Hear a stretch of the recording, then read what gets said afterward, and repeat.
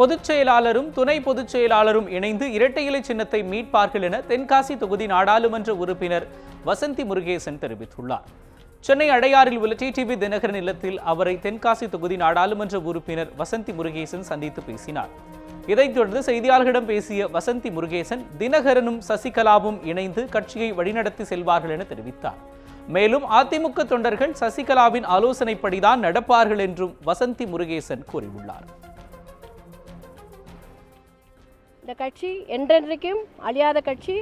இரட்டலையே எங்கள் சின்ன பொதுச் செயலாளர் அவர்கள், துணை பொதுச் செயலாளர் அவர்களும் மீட்பார்கள் என்று தெரிவித்துக் கொள்கிறேன்.